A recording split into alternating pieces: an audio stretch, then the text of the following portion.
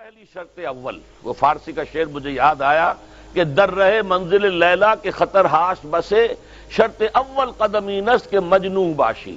پہلی شرط یہ کہ مجنوں بنو، تو یہاں کا پہلی شرط کیا ہے؟ پہلے صاحب ایمان بنو، ایمان تمہارے دلوں میں ہو۔ یا ایھا الذین آمنوا آمنوا باللہ ورسولہ، یعنی ایک ایمان تو تمہیں حاصل ہے، اقرار باللسان، وہ تو تمہیں والدین سے مل گیا، عقیدہ تمہارا ہے، متوارث جو ہے تم عقیدے کو مانتے ہو، لیکن دلی یقین والا ایمان حاصل کرو۔ اصل میں اس کے بعد گاڑی چلتی ہے، اس کے بعد جو ہے نتائج نکلتے چلے جائیں گے، لیکن اگر وہاں ایمان کی کمزوری ہے تب اوپر سے کوششیں کریں گے، نتیجہ نہیں نکلے گا، آگے ہم بڑھ نہیں سکیں گے، ہمارے جو جد و جہد ہے وہ کامیابی سے ہمکنار نہیں ہوگی۔ اس جیسے ہی ہے جیسے ہم درخت لگانا چاہ رہے ہیں جس کی جڑ ہی نہیں ہے، آپ زمین کھود کر درخت جو اس کے اندر گاڑ دیں گے تو زمین تو نہیں پکڑے گی اس کو، وہ تو نیچے سے جڑ ہو اور پھر درخت جو ہے اس سے ابھرے، تو وہ ہوتا ہے کہ جس کے لیے یوں سمجھیے سرسبز درخت بنے گا۔ اس حوالے سے سب سے پہلا قدم کیا ہے؟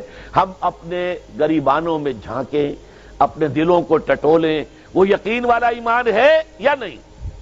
اگر ہے تو اللہ کا شکر ادا کیجیے، تہنیت، مبارکباد، اور نہیں ہے تو پہلا کام یہ ہے کہ اے ایمان کے دعوے دارو، ایمان لاؤ جیسے کہ ایمان کا حق ہے۔ یقین اللہ کی ذات پر، اس کی صفات کمال پر، یقین مرنے کے بعد اٹھنے پر، بعث بعد الموت اور حساب کتاب، یوم حشر اور جنت اور دوزخ کا یقین، فرشتوں کا یقین، وحی کا یقین، قرآن کا یقین، کتابوں کا یقین، نبیوں اور رسولوں کا یقین، اور محمد الرسول اللہ کا یقین صلی اللہ علیہ وسلم کہ آپ آخری اور کامل رسول ہیں اللہ تعالیٰ کے، خاتم النبیین بھی ہیں اور آخر المرسلین بھی صلی اللہ علیہ وسلم۔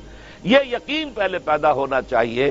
تو اب ظاہر بات ہے کہ جب میں نے یہ بات اتنی بڑی کہی ہے تو پھر مجھے یہ بھی بتانا چاہیے یقین کہاں سے ملے گا، کون سی دکان ہے، سپر مارکیٹ کوئی ہے جہاں پر کہ یہ جنس بکتی ہو؟ پہلی بات تو یہ ہے کہ اس کے لیے آسان ترین طریقہ کیا ہے؟ صاحب ایمان کی صحبت اختیار کرو۔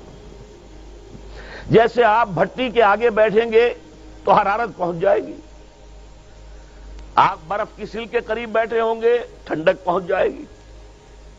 اگر صاحب ایمان ہے، کسی کے دل میں یقین والی بھٹی دہک رہی ہے، تو اس کے قرب سے آپ کے اندر بھی یقین پیدا ہو جائے گا۔ دوسرا طریقہ یہ ہے کہ شریعت کے احکام پر عمل کیے جاؤ، کیے جاؤ، کیے جاؤ، کیے جاؤ، اس عمل سے بھی یقین پیدا ہوتا ہے۔ یہ دو طرفہ معاملہ ہے، یقین سے عمل پیدا ہوتا ہے اور عمل سے یقین پیدا ہوتا ہے۔ جیسے آپ کہتے ہیں وشس سرکل، وہ بری شے ہوتی ہے کہ ایک چیز ہے بڑھ گئی تو پھر اس کے اور خرابی بڑھ گئی، اس سے پھر وہ پہلی خرابی اور بڑھ گئی، پھر وہ اس سے اور خرابی بڑھتی چلی گئی۔ جیسے پیچ آپ دیکھتے ہیں ہر چکر کے ساتھ وہ پیچ آگے بڑھتا جاتا ہے، اسی طریقے سے بھلائی کا بھی ایک سرکل ہے۔ ایک نیکی آپ کریں گے آپ میں ایمان پیدا ہوگا، اب آپ زیادہ نیکی کریں گے تو اب اور زیادہ ایمان پیدا ہوگا، تو یہ دو طرفہ سرکل ہے۔ اور تیسری بات جو ہے، خاص طور پر فہیم، ذہین، انٹلیکچول لوگ، سمجھدار لوگ، اور آج کی دنیا آپ کو معلوم ہے کہ ہمارے نوجوان طبقے میں بہت بڑی تعداد بہت سمجھدار لوگوں کی ہے، اس لیے کہ ان کی معلومات کا دائرہ بڑا وسیع ہو گیا ہے۔ جدید دنیا میں جو علوم ہے ان کا ایکسپلوژن ہے، دھماکہ ہو گیا، اتنے علوم پھیل گئے اور اس کے اثرات ہیں۔ اخبار بین لوگ بھی جو ہیں وہ بھی ایک طرح سے ہر ایک ان میں سے فلسفی ہوتا ہے، آپ اس سے ذرا بات کر کے دیکھیے، وہ اپنے فلسفے بگاڑے گا، اپنی رائے دے گا، معلوم ہوتا ہے کہ شاید سب سے بڑا سیاسی تجزیہ نگار یہی ہے۔ لہذا وہ لوگ کہتے ہیں کہ ہمیں تو وہ بات بتاؤ جو ہماری عقل کو بھی اپیل کرے۔ یہ جو معاملہ ہے وہ ایمان جو عقل کو بھی اپیل کرے، اس کی سورس صرف ایک ہے اور وہ قرآن حکیم ہے۔ مولانا ظفر علی خان نے ایک شعر کہا تھا بہت سادہ انداز میں، وہ جنس نہیں ایمان جسے لے آئیں دکانیں فلسفہ سے، ڈھونڈے سے ملے گی عاقل کو یہ قرآن کے سیپاروں میں۔ عاقل جو ہے انٹلیکچول، ایک ہے عام آدمی، عام آدمی جو ہے صاحب یقین کی صحبت سے بھی یقین پیدا ہو جائے گا، عام آدمی عمل کرتا رہے گا اس سے بھی یقین پیدا ہو جائے گا، لیکن عاقل، انٹلیکچول، وہ شخص جو کہتا ہے پہلے میری عقل کو اطمینان ہونا چاہیے پھر مانوں گا، اس کے لیے جو سورس ہے، منبع ہے، سرچشمہ ہے ایمان کا، وہ صرف اور صرف